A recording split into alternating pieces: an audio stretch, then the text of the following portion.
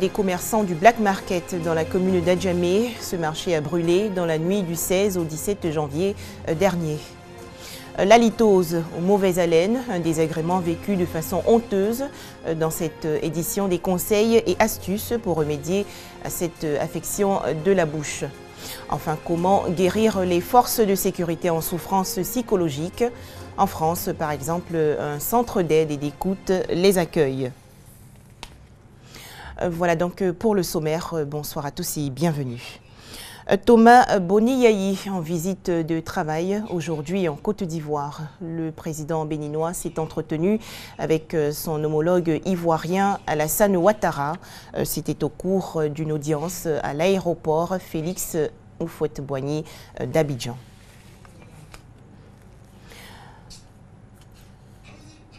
Drame dans la commune d'Adjamé, le Black Market a été dévasté par des flammes. L'incendie s'est déroulé dans la nuit du 16 au 17 janvier dernier.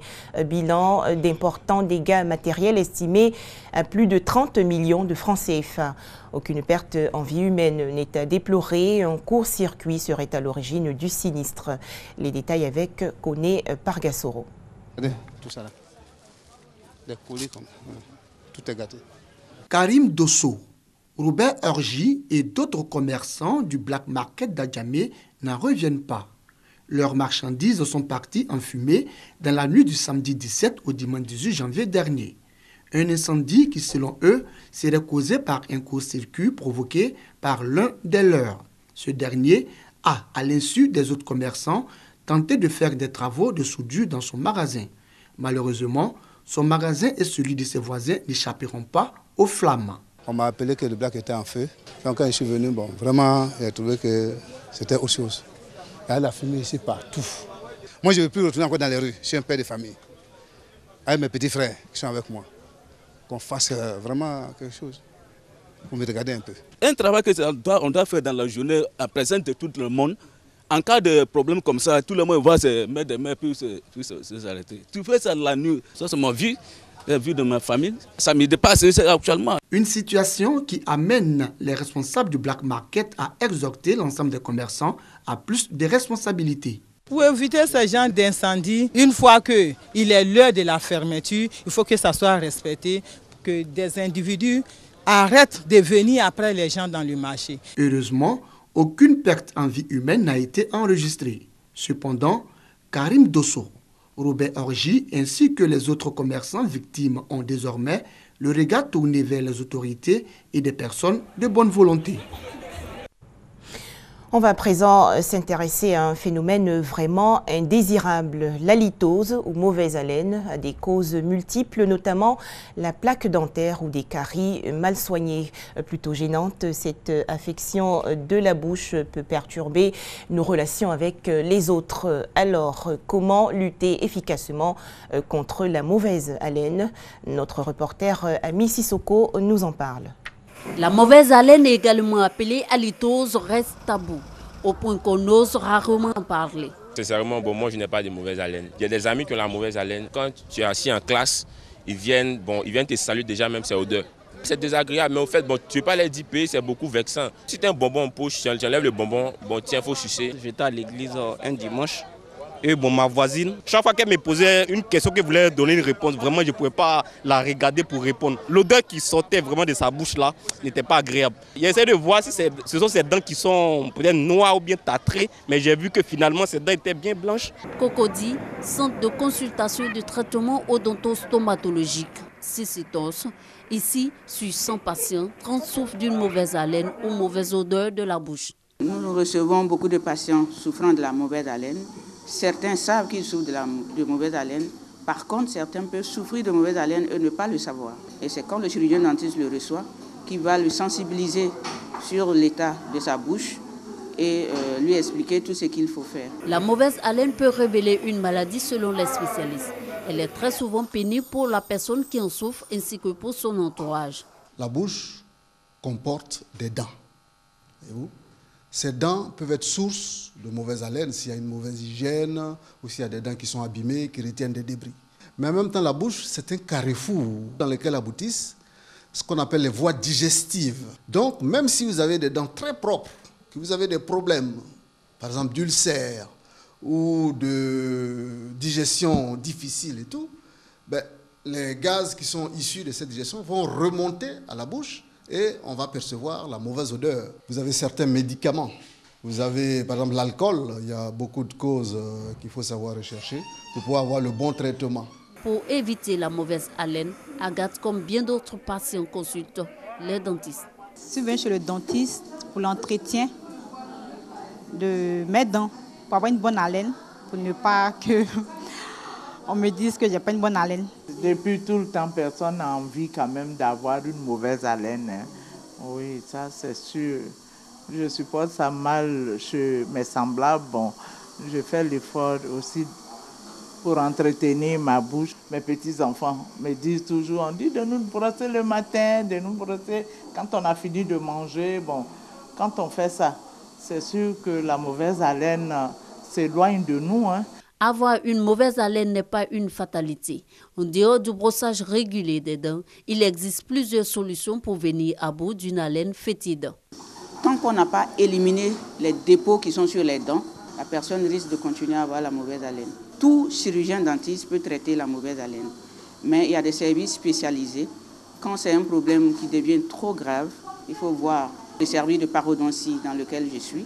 En ce cas, on fait des traitements plus poussés jusqu'en dessous de la gencive pour éliminer tous les dépôts qui sont sur les dents. Et quand on a fini ce traitement au niveau de la bouche et que la mauvaise haleine persiste, il faut que le patient aille voir le médecin généraliste pour rechercher s'il ne souffre pas d'un diabète, des problèmes digestifs, des problèmes pulmonaires, des problèmes au niveau du nez. Retrouver une bonne haleine est donc possible. Consulter au moins 2 fois par an le chirurgien dentiste permet de retrouver le sourire. Du matériel médical offert à la Fondation d'appui pour le développement durable et économique de Mankono dans le centre-nord du pays. C'est une initiative d'opérateurs économiques turcs. Ce don, estimé à plus de 80 millions de francs CFA, est destiné aux personnes vivant avec un handicap. La remise de ces équipements médicaux s'est tenue récemment à la Caisse nationale de prévoyance sociale dans la commune du Plateau. Un reportage de Koné Pargassoro.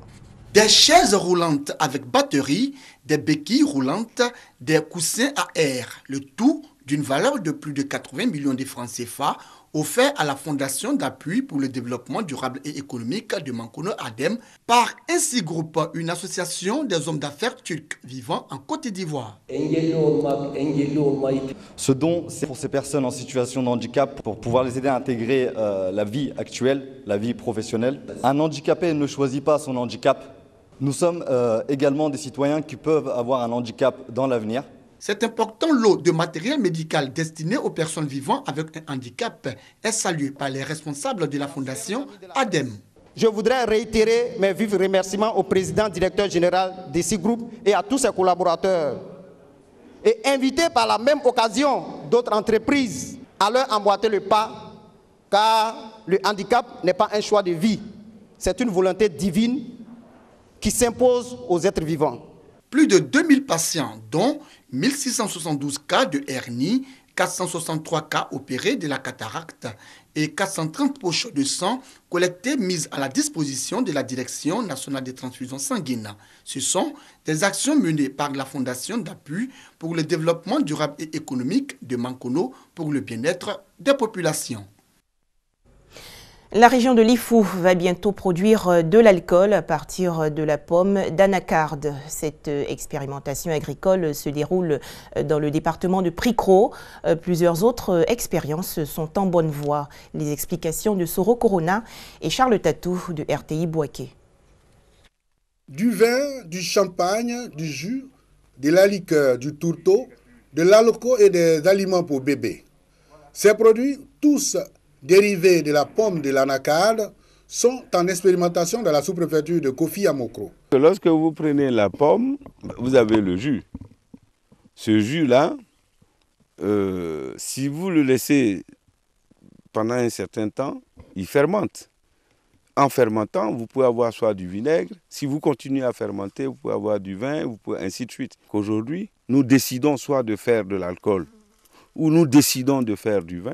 Le produit lui-même, en tant que tel, c'est-à-dire vin, nous allons le faire maintenant. nous faisons des échantillons pour dire à nos gouvernants, nous pouvons faire du vin avec l'anacarde. On leur apporte la preuve. Cette expérimentation va concerner plus de 150 hectares d'anacarde pour une production annuelle estimée à plus de 18 000 tonnes de pommes.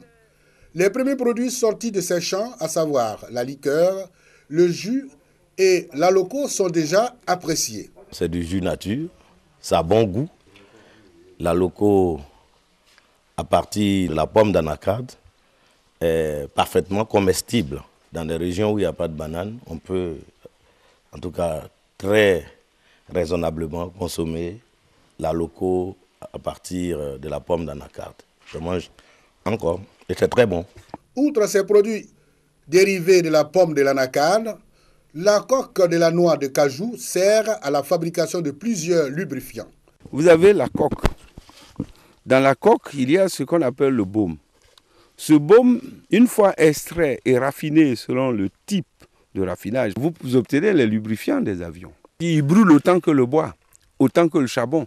Donc on peut produire de l'électricité avec. Depuis la campagne 2014-2015, la Côte d'Ivoire est désormais le premier producteur mondial de l'anacarde avec plus de 600 000 tonnes qui représentent seulement 10% du fruit de l'anacardier. Plus de 5 400 000 tonnes de pommes sont rejetées. La transformation de la pomme de l'anacarde en produit dérivé pourra faire de l'anacarde un secteur pourvoyeur d'emplois. Un gouvernement d'union nationale formé aujourd'hui en Libye. Cette équipe composée de 32 ministres aura pour but de rassembler les factions rivales du pays dans le cadre d'un plan soutenu par les Nations Unies. La prolongation de l'état d'urgence en France, critiquée sévèrement par les Nations Unies. Des experts de l'ONU en droits de l'homme recommandent en effet à Paris de ne pas poursuivre cette mesure au-delà du 26 février prochain. Selon l'ONU, cette disposition impose des restrictions excessives et disproportionnées sur les libertés fondamentales. La souffrance psychologique ou physique est bien difficile à vivre pour celui qui souffre comme pour ses proches. Ce phénomène touche le plus souvent les forces de sécurité.